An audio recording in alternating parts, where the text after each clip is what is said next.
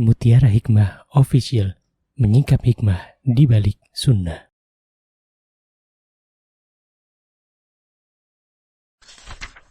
Salurkan donasi terbaik Anda untuk mendukung dakwah Mutiara Hikmah Official. Mari siapkan bekal akhirat kita. Jangan lewatkan kesempatan emas ini. Ayo kita berkontribusi dalam program pembangunan Masjid Mutiara Hikmah yang dibina langsung oleh Ustadz Hanan Yasir MA dan Ustazah Imro'atul Azizah. Raih pahala umroh setara haji dalam program Umroh I'tikaf Ramadan di tahun 2026.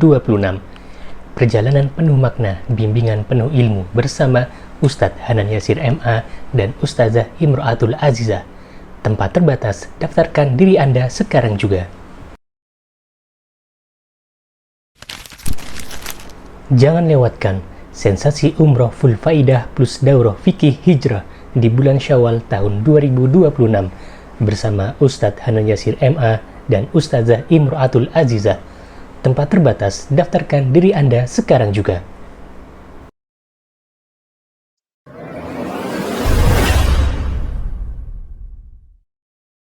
Ibu-ibu Majlis Taklim Hasanah yang saya cintai karena Allah, mari kita lanjutkan untuk mempelajari sabda-sabda Nabi kita Muhammad sallallahu alaihi wasallam. Dan hari ini insyaallah kita masuk ke hadis 43. Monggo silakan Ustazah Ummu Afgan, boleh dibacakan hadisnya. An Abi Hurairah radhiyallahu anhu anna Rasulullah sallallahu alaihi wasallam qala Inna Allaha la yanzuru ila suwarikum wa amwalikum walakin yanzuru ila qulubikum wa a'malikum. Rawahu Muslim. Dari Abu Hurairah radhiyallahu anhu bahwa Rasulullah sallallahu alaihi wasallam bersabda, sesungguhnya Allah tidak melihat kepada rupa dan harta kalian, akan tetapi Allah melihat hati dan perbuatan kalian. Hadis riwayat Muslim. Masya Allah, jazakillah khairah, barakallahu fiki. Ibu-ibu yang saya cintai karena Allah, hadis ini ada di Sahih Muslim, Safha rakam nomor 1862. Dan ada hadis yang serupa tapi tidak sama dalam redaksi hadisnya. Di antaranya redaksi hadisnya adalah innallaha la yanduru ila ajsamikum. Ini mirip. Kalau yang pertama tadi kan innallaha la yanduru ila suwarikum wa amwalikum. Allah tidak melihat kepada rupa dan harta kita. Kalau yang kedua ini hadisnya berbunyi innallaha la yanduru ila ajsamikum. Nanti ujungnya sama saja, walakin yanduru ila qulubikum wa a'malikum.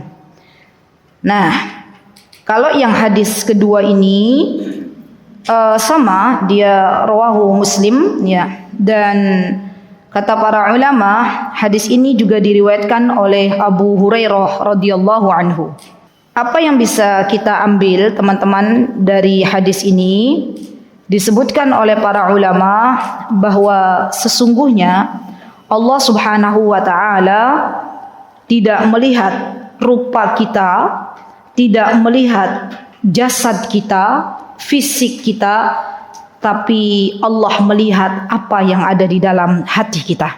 Jadi yang menjadi barometer seseorang baik di mata Allah adalah hati.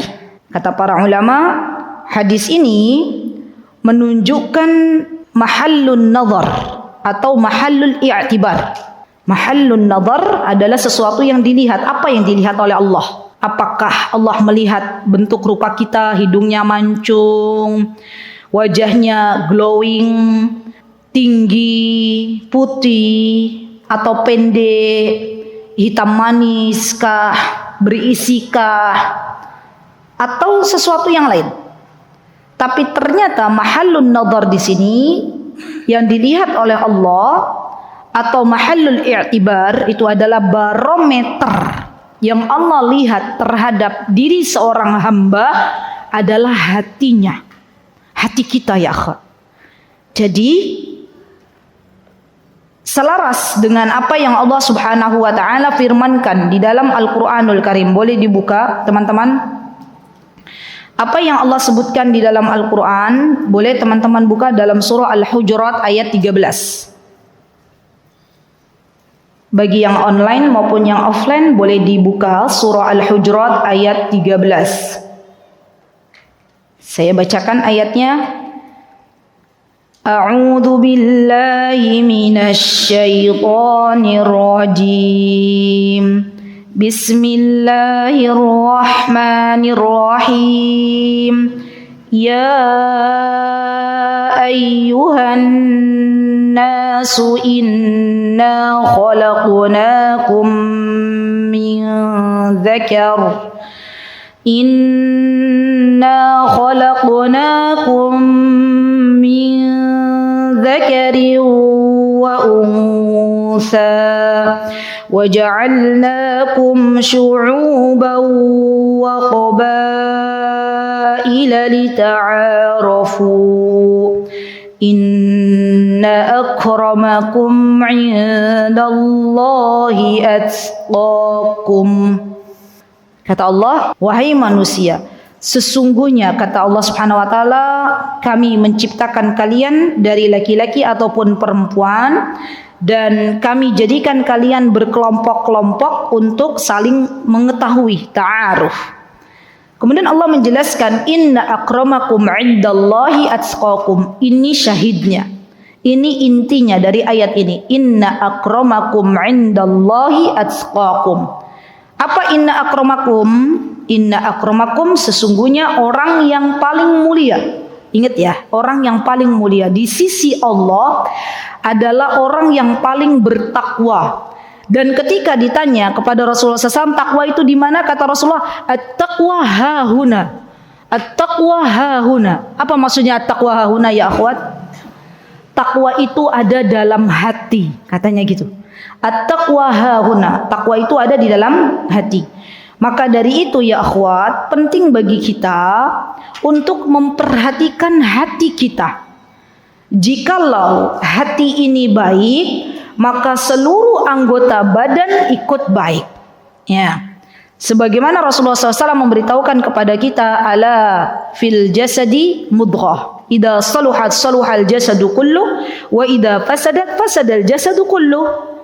Kalau hati kita ini baik, dan barometer hati baik kata Imam Ibnul Qayyim rahimahullahu taala, barometer seseorang tuh hatinya baik apa enggak kan kita nggak bisa melihat. Hati besti kita kayak mana? Nggih mboten. Maka kata Imam Ibnul Qayyim, teman-teman, kalau kita pengen lihat hati seseorang itu baik atau tidak, bisa dilihat dari ucapan yang keluar dari lisannya. Subhanallah. Kalau yang keluar dari lisannya doa-doa kebaikan untuk saudaranya, yang keluar dari lisannya nasihat-nasihat berharga, ilmu, apapun yang baik, tasbih, tahmid, takbir, maka semoga Allah karuniakan kepada orang ini hati yang baik. Sebaliknya, kalau yang keluar dari lisannya adalah celaan, kalau yang keluar dari lisannya adalah hardikan, kalau yang keluar dari lisannya adalah apa teman-teman, bulian, kalau yang keluar dari lisannya umpatan, kata-kata kasar, maka ketahuilah bahwa hati seorang hamba tersebut sedang sakit. Jadi hati-hati, ya makanya hati-hati. Ya, lisan itu bisa menjadi cerminan seseorang, menjadi barometer. Apakah orang ini memiliki hati yang sehat atau yang sakit? Teman-teman, apakah teman-teman nyaman ketika berteman dengan seseorang yang hobinya itu mengumpat?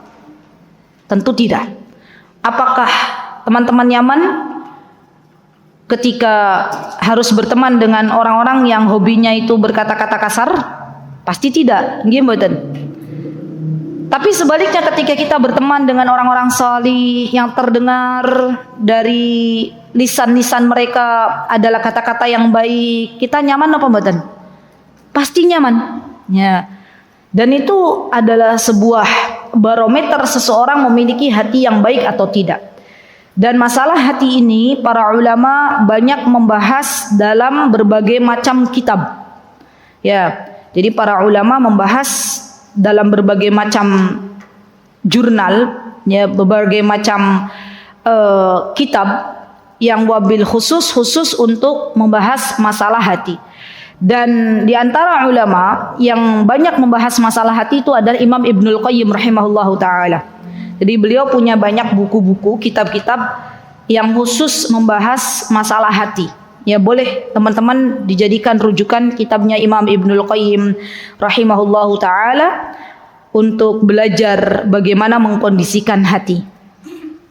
Kemudian Syekh Utsaimin rahimahullahu taala beliau berkata dalam mensyarah hadis ini, kata beliau, Allah subhanahu wa ta'ala la yanduru ilal ibadi ila ajsamihim hal hiya kabira aw saghira aw sahiha aw saqima.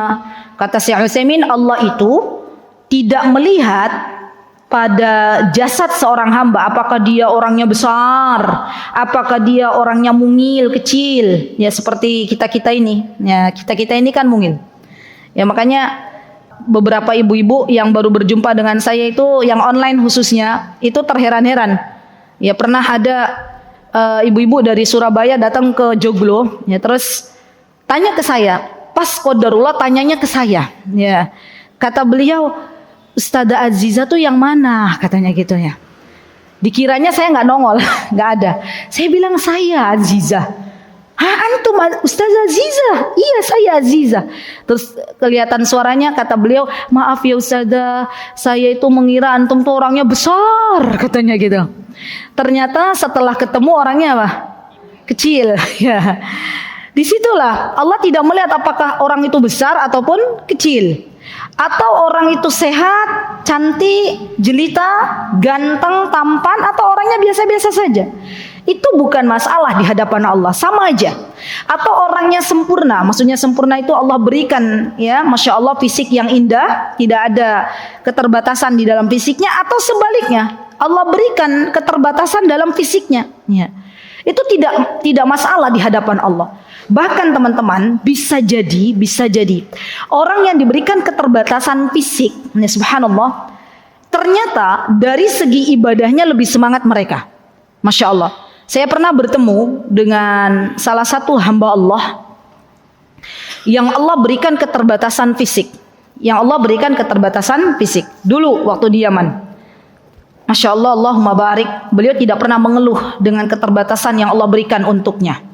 Tapi yang kami salut dari beliau, Masya Allah, beliau mencoba untuk menghafalkan kalamullah. Dan beliau telah menyelesaikan menghafal Al-Quranul Karim. Masya Allah.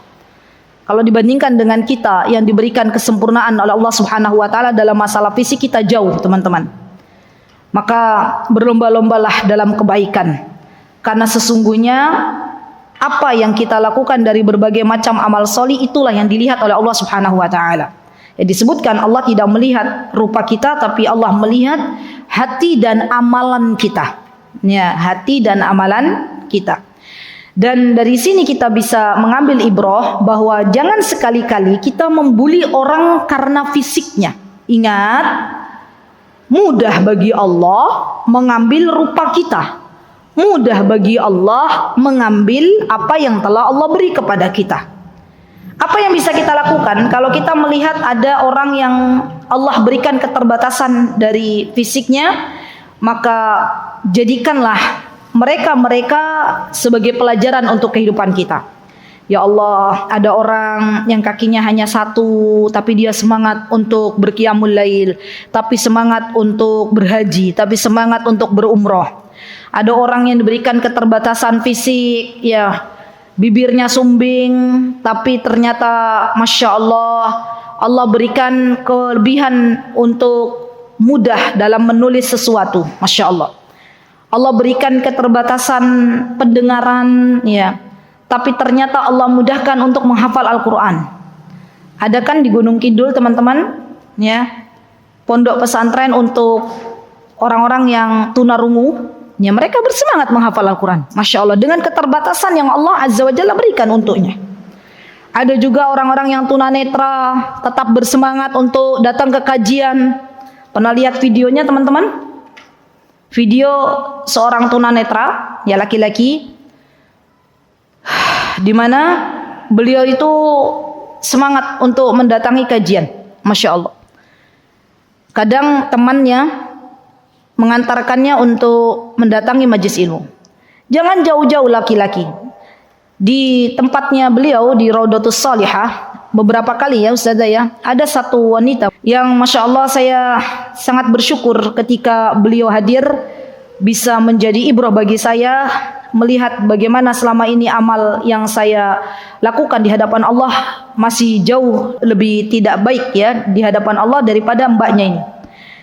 Jadi kalau pas lagi ngajar, beliau datang dituntun sama tetangganya ya Mbak Febri itu ya, tetangganya duduk, sebisa mungkin saya sambut beliau. Ya Masya Allah. Ya Allah, saya bilang kepada beliau kemarin ya Allah Mbak, terima kasih sudah hadir. Ya jazakillah khair, menjadi pelajaran untuk kita semuanya. Orang yang tunanetra saja mau jauh-jauh datang ke majlis ilmu. Bagaimana dengan kita yang telah diberikan oleh Allah nikmat untuk bisa melihat? Apa yang akan kita lakukan di hadapan Allah nanti ya akhwat? Kalau selama ini kita masih malas-malasan untuk datang ke majlis ilmu, tidak ada amalan yang lebih dicintai oleh Allah Subhanahu wa taala kecuali kita terus mendekat kepada Allah Subhanahu wa taala. Dan di antara cara untuk mendekat kepada Allah adalah dengan belajar. Di nasihat saya untuk diri saya dan teman-teman, jangan tinggalkan majlis ilmu. Baik. Kemudian Syekh mengatakan hal hiya jamila kullu hadza laysa bisyai' indallah. Kata Syekh, apakah dia cantik atau tidak itu tidak ada apa-apanya di hadapan Allah. Wa kadzalika la yanduru ilal ansab. Kata Syekh, dan Allah tidak melihat seseorang dari nasabnya, apakah dia dari jalur darah biru. Ya, darah biru itu kalau ditusuk ya kulitnya yang muncul merah atau biru darahnya? Merah ya. Kenapa disebut darah biru, Bu Eko? Oh, lah itu kenapa kok nggak disebut darah merah aja? Masya Allah, darah biru gitu ya. Walaupun itu keturunan keraton dengan gelar Raden, apalagi ningrat, tetap aja di hadapan Allah sama. Ya. Atau orang yang nggak punya gelar sekalipun juga sama. Ya. Atau mungkin ada keturunannya Rasulullah SAW yang disebut dengan Habib gitu ya. Kalau Habib ini bertakwa kepada Allah, maka oke, bagus. Tapi kalau tidak bertakwa kepada Allah, maka tidak ada apa-apanya di hadapan Allah Subhanahu wa taala. Jadi nasab seseorang itu sama, baik itu orang Arab maupun orang Ajam, baik itu keturunan keraton ataupun orang biasa, baik itu keturunan Rasulullah ataupun orang biasa, semuanya sama di hadapan Allah Subhanahu wa taala. Kemudian di sini beliau mengatakan wala yanduru ilal amwal, ya, dan Allah tidak melihat kepada harta seseorang, baik itu orang kaya maupun orang miskin, orang fakir, ya semuanya sama. Ya. Allah tidak melihat itu. Wala yanduru ila syai'in min hadza abada. Falaysa bainallahu wa baina khalqihi silla illa bittaqwa. Kata Syekh Utsaimin, tidak ada yang mampu untuk lebih mendekatkan diri seseorang menjadi yang terbaik di hadapan Allah kecuali takwa. Masya Allah. Wattaqwa hahuna, dan takwa itu tempatnya di mana teman-teman? Di hati. Subhanallah. Faman kana lillahi atqa kana minallahi aqrab. Barang siapa yang dia lebih bertakwa kepada Allah, maka tentunya hamba ini menjadi hamba yang lebih dekat dengan Allah Subhanahu wa taala. Wa kana 'indallahi akram, dan lebih mulia di hadapan Allah Subhanahu wa taala. Dari sini teman-teman kita bisa belajar bahwa kita tidak boleh menyepelekan orang lain. Kita tidak boleh merendahkan orang lain. Bisa jadi orang ini punya amalan yang kita tidak pernah tahu apa yang dilakukannya antara dia dan Allah. Ya, ini penting. Karena yang paling mulia di hadapan Allah itu takwanya. Dan terkadang ada orang-orang yang menyembunyikan amal salihnya sehingga tidak terlihat oleh kita. Maka jangan pernah kita menuduh seseorang dengan sesuatu yang tidak pernah ada buktinya. Kita terus bertakwa kepada Allah Subhanahu wa taala dan sibukkan diri kita dengan masing-masing. Faman kana lillahi atqa kana minallahi aqrab wa kana 'indallahi adqab. Idzan la tatafakhar bimalik wala bijamalik wala bibadanik wala biauladik wala bikusurik wala sayyaratik wala bisyai'in min hadhihi ad-dunya abada. Innama idza waffaqaka Allahu littaqwa wa hadha min fadlillahi 'alaik fahmadillahi 'alaik. Kata Syekh Utsaimin, begini kata beliau, maka janganlah kau sombongkan harta yang Allah berikan. Janganlah kau sombongkan jasad yang Allah berikan. Hari ini Allah berikan kepada kita kecantikan, belum tentu ya tahun depan Allah masih memberikan kecantikan itu kepada kita. Hari ini Allah berikan kepada kita kepintaran, belum tentu tahun depan masih Allah berikan kepada kita. Tetapi kata Syekh, ketika Allah waffaqakillahi bittaqwa, ketika Allah memberikan kepada kita taufik untuk bisa salat subuh, ketika Allah berikan taufik kepada kita untuk bisa baca Al-Quran, ketika Allah berikan kepada kita taufik di 10 hari pertama ini untuk memperbanyak tahmid, takbir, tasbih, maka bersyukurlah kepada Allah. Fahmadillah, pujilah Allah, karena takwa itu adalah pemberian dari Allah Subhanahu wa ta'ala. Gitu ya, Masya Allah ya, indah sekali kata-katanya. Jadi kita tuh nggak boleh sombong. Mau kita baca Al-Quran one day 3 juz ya, atau kita bisa bersedekah, atau kita bisa mendatangi majlis ilmu, tuh bukan karena kitanya, tapi karena Allah yang telah memberikan taufik kepada kita. Dan ini adalah akhlak bagi orang-orang yang beriman ya. Jadi terus aja berkata, kalau misalnya ada sesuatu, hadza min fadlillah, ini semuanya dari Allah. Masya Allah, indah sekali ya. Walakin yanduru ila qulubikum, kata Syekh, fal qulub hiya allati 'alaiha al-midar. Kata Syekh, hati itu adalah barometer baik tidaknya seorang hamba di hadapan Allah. Allah lihat hatinya. Wa hadza yu'ayyidul hadis alladhi saddara al-mu'allif bi innamal a'malu binniyat. Dan kata Syekh, kalau sudah urusannya hati, maka ini ada kaitannya dengan niat seorang hamba. Jadi sebuah amalan, rubba amalin saghirin yukabbiruhun niyah wa rubba amalin kabirin yusaghirun niyah. Itu kata Sufyan Ats-Tsauri. Kata Sufyan Ats-Tsauri, bisa jadi amalan yang kecil, amalannya kecil. Ya, teman-teman menemukan sendal berserakan, alas kaki berserakan di depan masjid, teman-teman rapikan. Itu kan amalan yang mungkin di hadapan kita kecil ya, sepele. Dengan niat memudahkan para jamaah ketika keluar dari masjid untuk bisa langsung memakai alas kakinya dengan baik. Kan kadang ada tuh orang-orang yang gak begitu respect gitu loh, ketika melihat alas kaki berserakan, biasa aja masuk-masuk aja. Dan ada orang-orang tuh yang respect gitu loh. Ya Allah, kasihan kalau satu alas kakinya ke kanan, satu ke kiri gitu kan ya. Nanti pas keluar mana, apalagi kondisinya nanti hujan misalnya. Maka dia punya inisiatif untuk membereskan alas kaki teman-teman ngajinya, membereskan sandal-sandal, sepatu-sepatu teman ngajinya, dibereskan, dirapikan. Itu sesuatu yang mudah. Bisa jadi amal solinya ini besar di hadapan Allah. Allah kasih pahala dengan niat untuk memudahkan sesamanya. Ya. Jadi hal-hal yang sepele ini jangan pernah kita sepelekan. Ya.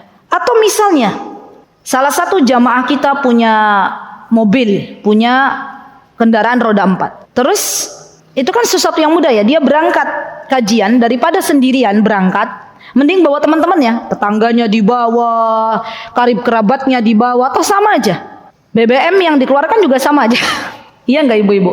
Maka mungkin ini adalah hal sepele yang tidak membutuhkan tidak membutuhkan perjuangan yang begitu besar, ya. Tapi ini bisa menjadi besar di hadapan Allah Subhanahu wa taala dengan niat yang baik.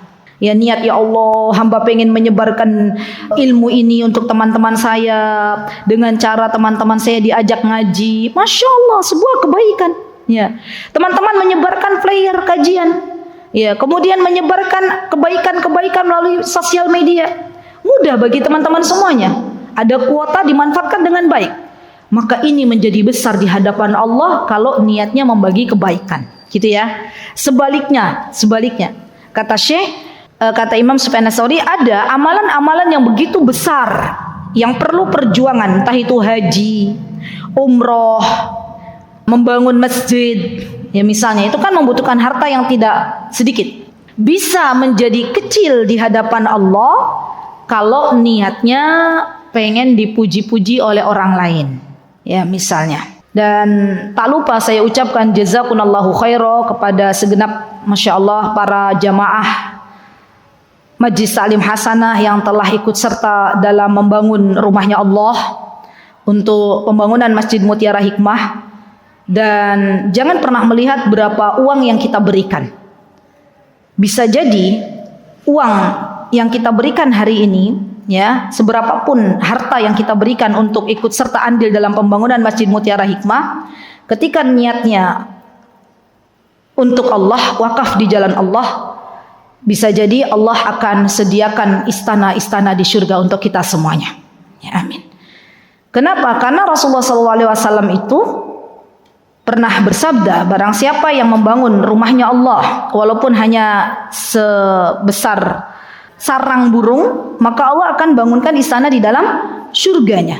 Jadi saya tidak melihat berapa dana yang masuk, ya, untuk membangun Masjid Mutiara Hikmah. Ya, berapapun, masya Allah, keikutsertaan teman-teman semuanya, maka saya doakan semoga Allah Subhanahu wa Ta'ala menjadikan infak panjenengan semuanya menjadi jariyah yang kelak akan bermanfaat untuk akhirat kita. Amin, Allahumma amin. Baik.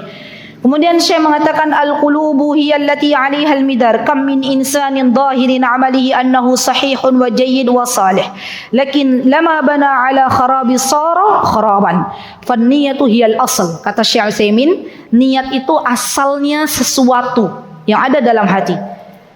Seseorang, teman-teman, ketika teman-teman membantu orang lain dengan niat, ya, memudahkan urusan orang lain, maka itu dinilai ibadah di hadapan Allah.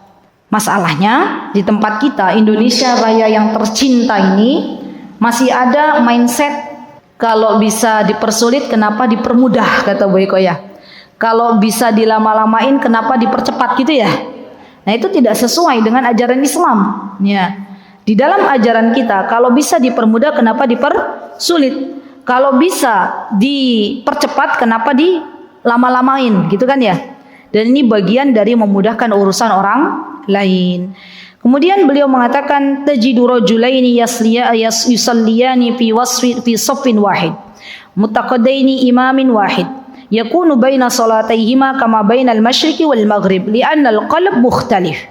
Kata Syekh, ada kalanya orang sholat bareng dalam satu shaf, tapi ternyata pahalanya beda-beda, tergantung dari kehusyuan sholat yang ada dalam hatinya. Ya, masya Allah. Yang satu dikasih sama Allah nilai 100, yang satu dikasih sama Allah nilai 30. Kok bisa jauh banget padahal sholat di shaf yang sama dengan imam yang sama?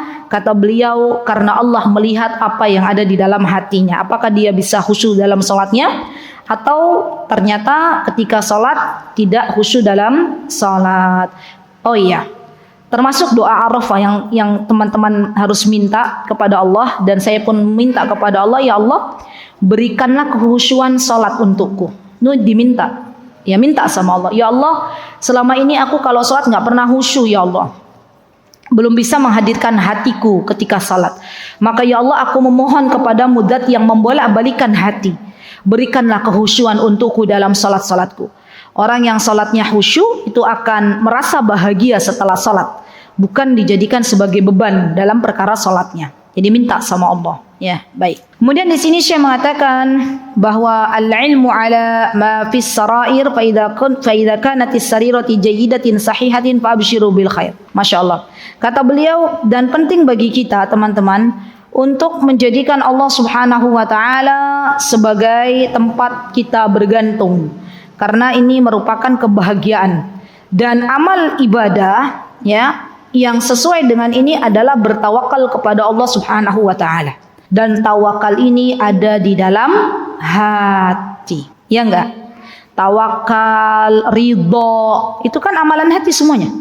Dan ridho itu sudah puncaknya ibadah, Masya Allah.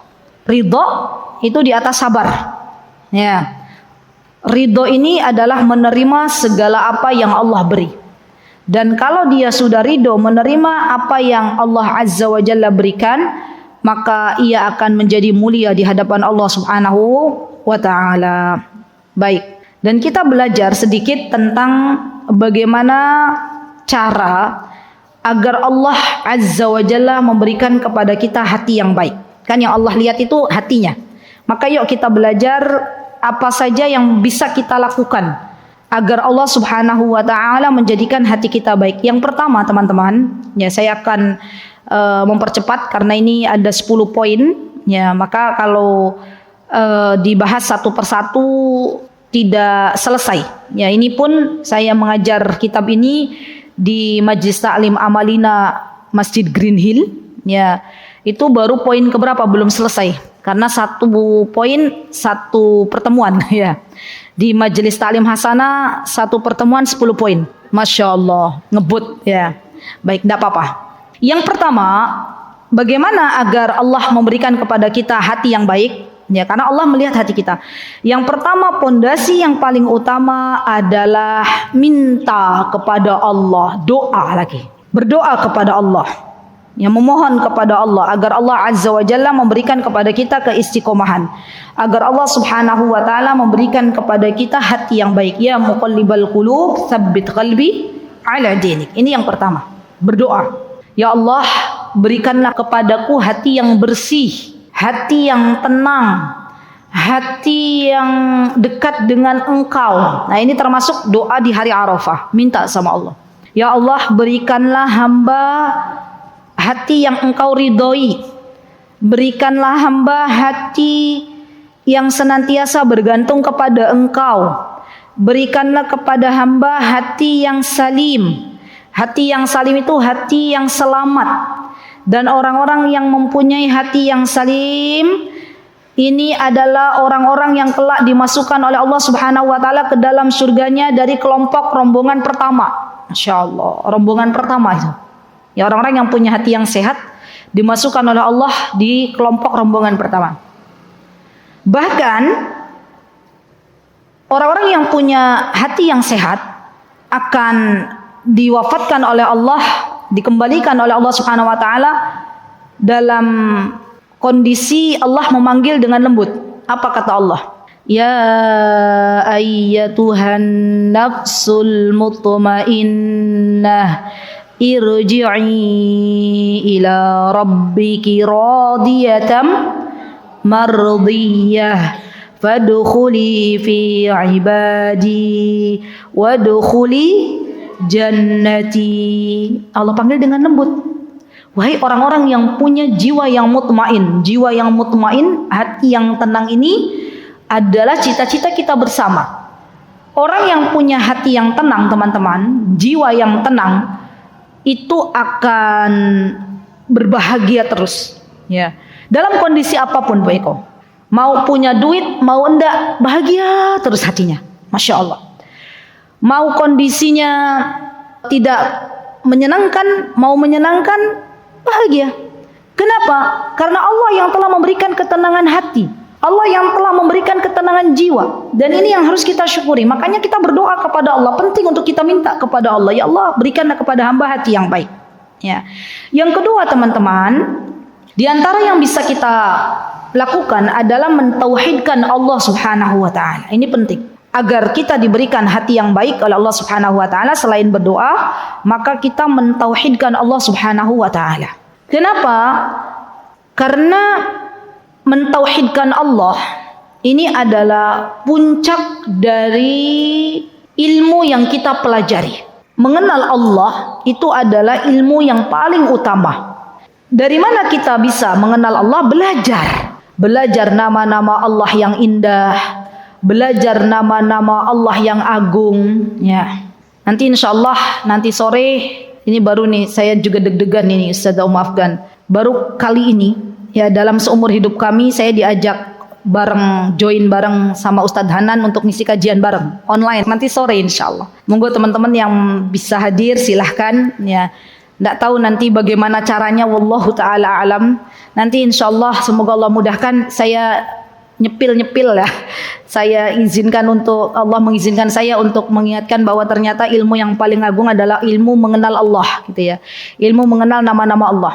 Nanti ada insyaallah broadcast-nya di Mutiara Hikmah. Ya ini diajak oleh beliau, ya sudah saya manut, oke, derek gitu ya, bismillah. Mohon doanya ya ibu-ibu.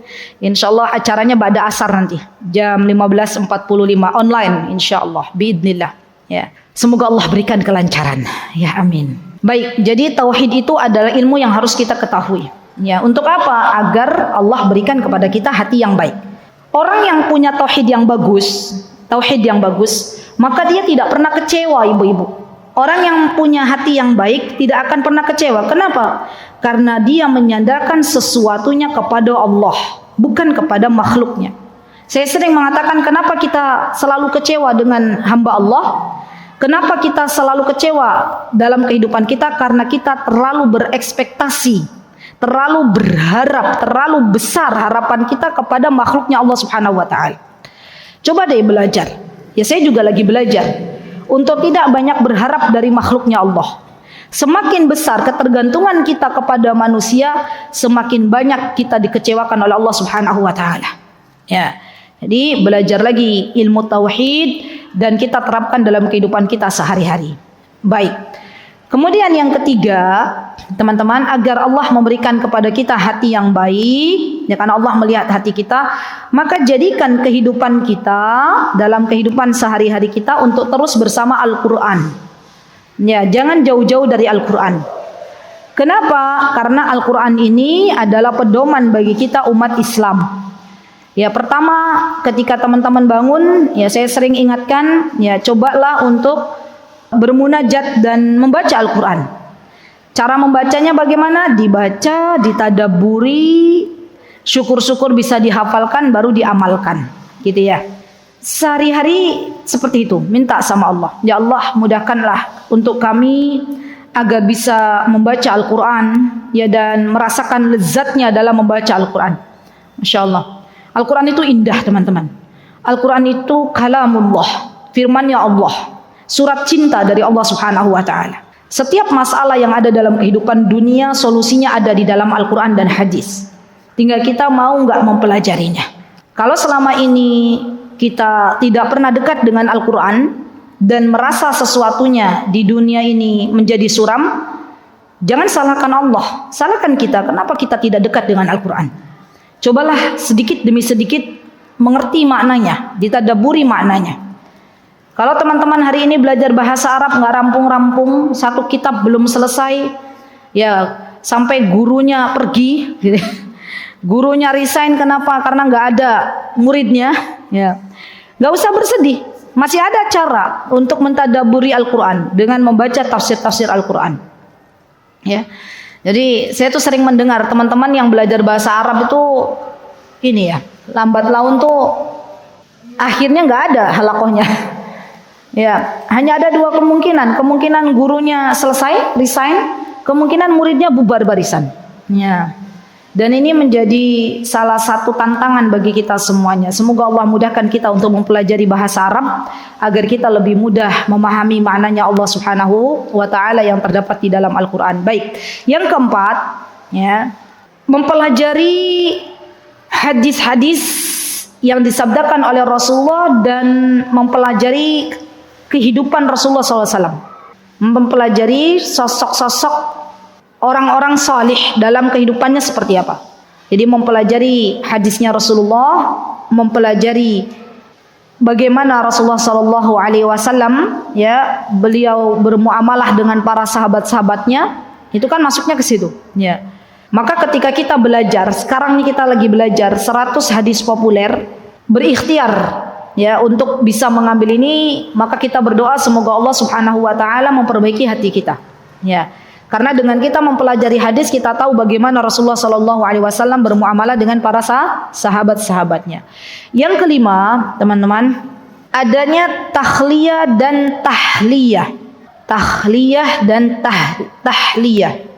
Saya lihat di maksudnya apa? Tahliyah dan tahliyah itu maksudnya adalah menjauhkan hati kita dari berbagai macam maksiat dan mengisinya dengan ketaatan.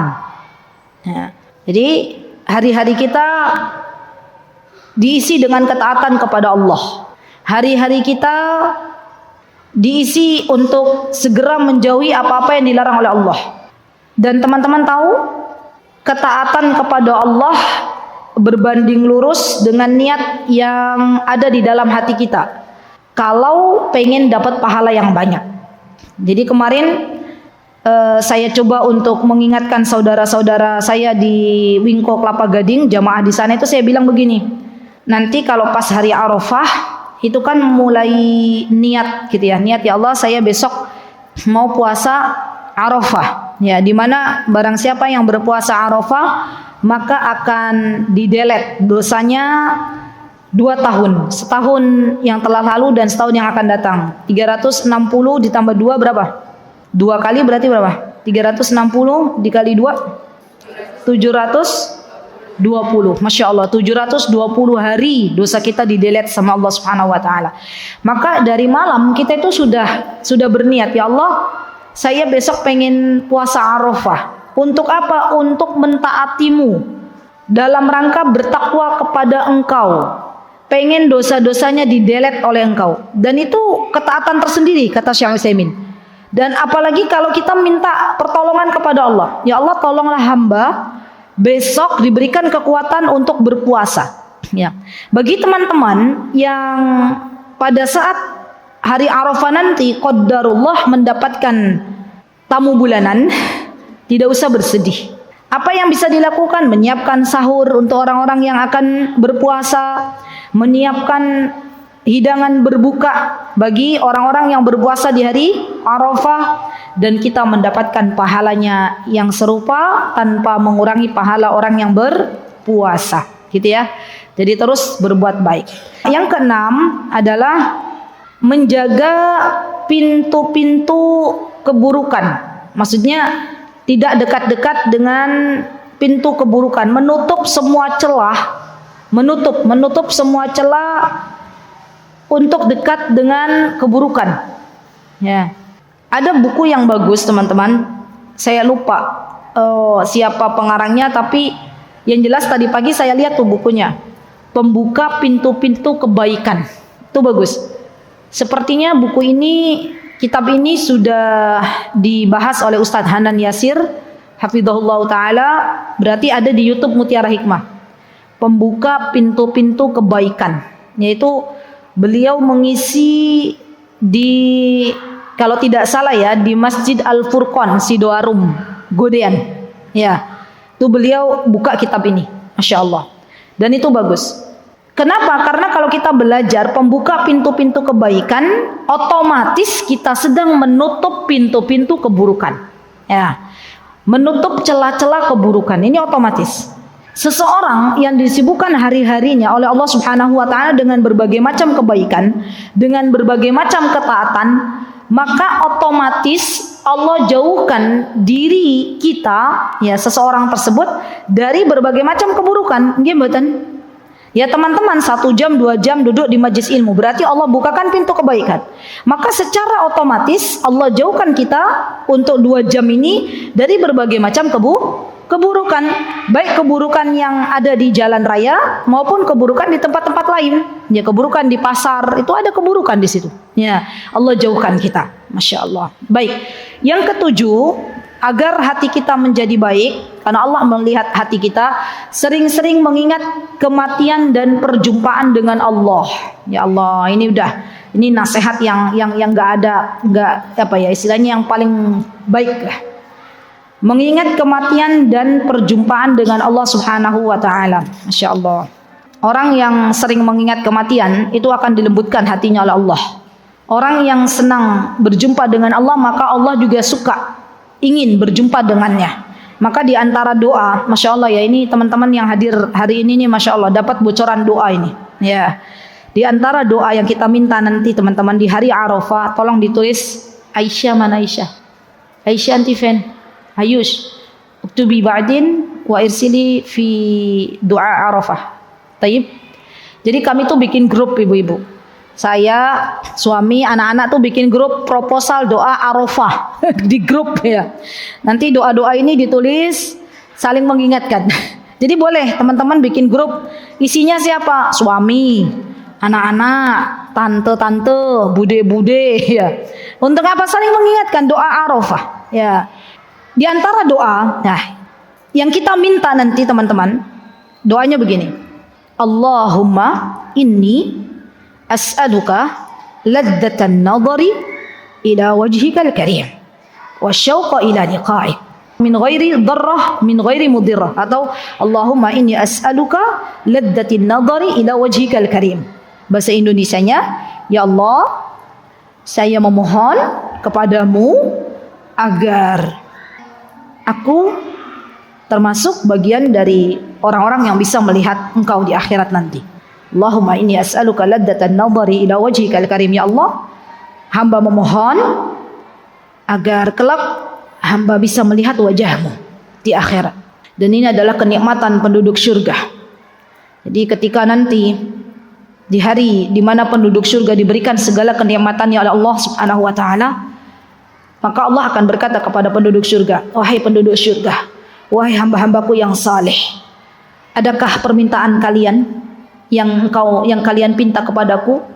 Maka penduduk surga ini kan orangnya tawadhu ya, masya Allah. Kata penduduk surga, ya Rabb, sudah gitulah, Engkau telah memberikan kepadaku apa yang aku pinta. Engkau telah memberikan semuanya, apa yang saya minta sudah Engkau berikan.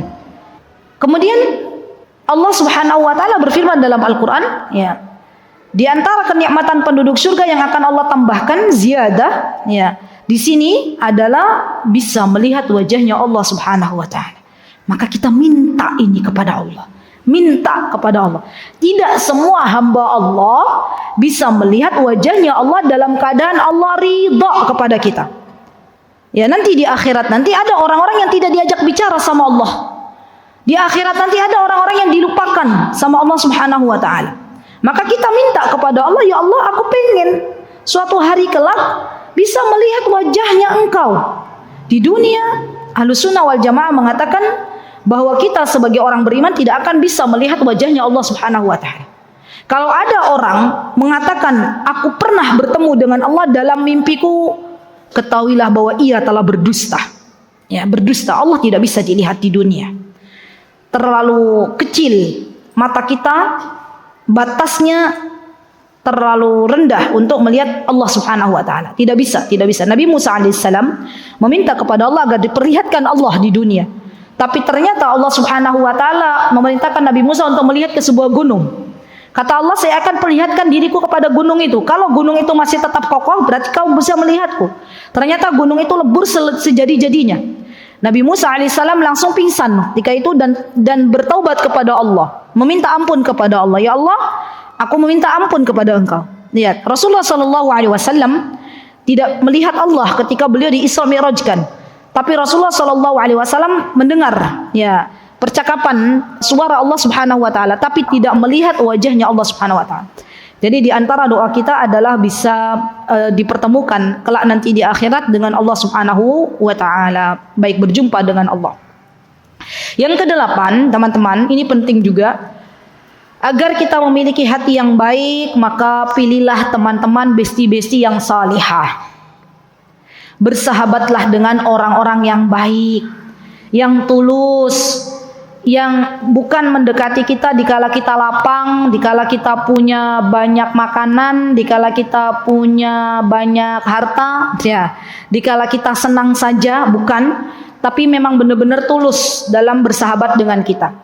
Dan sering saya ingatkan ya bahwa teman yang suka memberi nasihat kepada kita itu adalah teman yang baik. Ketahuilah bahwa kalau ada teman-teman punya bestinya itu suka ngajak kebaikan, suka menasehati kita, pegang itu temannya. Jangan kita lepas. Ya, walaupun mungkin hati kita sedikit tidak suka dengan dia. Kok dikit-dikit kehidupanku kok dikomentari. Dikit-dikit kamu masuk dalam ranah kehidupanku. Ya, misalnya. Bukan maksudnya begitu, tapi ternyata teman kita itu peduli dengan kita. Ya, jadi kalau ada bestie yang masya Allah dikit-dikit memberikan nasihat-nasihat terbaiknya, pegang. Ya, tidak semua orang itu peduli dengan kita. Ya, dan kita berdoa kepada Allah, semoga Allah berikan kepada kita teman-teman yang baik. Yang kesembilan, jaga hati kita agar tidak ujub. Jaga hati kita agar tidak sombong. Ini langkahnya. Jadi langkahnya diantaranya yang kesembilan, minta kepada Allah agar dijauhkan dari kesombongan. Ya. Dan doa yang bisa kita baca nanti di hari Arafah, doanya adalah Allahumma inni dhalamtu nafsi dhulman katsiran wa la yaghfiru dzunuba illa anta faghfir li maghfiratan min 'indik warhamni innaka antal ghafurur rahim. Gitu ya. Itu doanya. Ini hadis ya. Atau Rabbana dhalamna anfusana wa illam taghfir lana wa tarhamna lanakunanna minal khasirin. Atau Allahumma inni a'udzubika minal apa? Minal kibriya.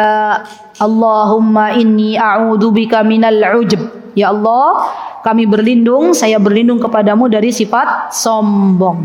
Ya, jadi minta sama Allah. Terakhir, teman-teman, di antara yang bisa menjadikan hati kita baik, mempelajari masalah hati itu sendiri. Jadi ilmu yang mempelajari masalah hati itu namanya tazkiyatun nufus. Ada babnya sendiri. Ilmu yang berkaitan dengan masalah hati itu adalah ilmu tazkiyatun nufus. Dan lagi-lagi Imam Ibnul Qayyim rahimahullahu ta'ala itu banyak andil dalam ilmu ini. Masya Allah.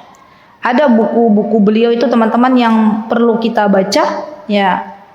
Di antara bukunya Miftah Darus Sa'adah, kemudian Ad-Da'i wad-Dawa, kemudian bukunya Imam Ibnul Qayyim Rawdatul Muhibbin. Rawdatul Muhibbin itu taman orang-orang yang mencintai Allah. Talbisul Iblis. Apalagi yang punya kitabnya Imam Ibnul Qayyim, Tazkiyatun Nufus, beliau juga punya. Apalagi teman-teman, ada lagi yang punya Madarijus Salikin, Al-Wabilus Sayyib. Nah, itu juga semua buku-bukunya Imam Ibnul Qayyim. Ya. Jadi kita minta kepada Allah, semoga Allah Azza wa Jalla menjaga hati kita untuk tetap istiqomah di jalan yang Allah ridhai, dan kita minta kepada Allah semoga Allah Subhanahu wa taala menjauhkan kita semuanya dari sifat sombong, karena tidaklah semua yang Allah titipkan kepada kita semuanya kecuali itu adalah pemberian dari Allah Subhanahu wa taala. Selamat menjalani hari-hari yang terbaik. Semoga Allah Subhanahu wa taala senantiasa memberikan taufiknya untuk kita semuanya. Semoga Allah Subhanahu wa taala mengampuni segala dosa-dosa kita, karena yang menjadikan kita tidak pernah khusus salat, yang menjadikan kita senantiasa bermaksiat karena disebabkan hati yang begitu gelap dan banyak berbuat kemaksiatan kepada Allah, maka kita meminta ampun kepada Allah. Allahumma ighfir lana dzunubana wa kaffir 'anna sayyi'atina wa tawaffana ma'al abrar.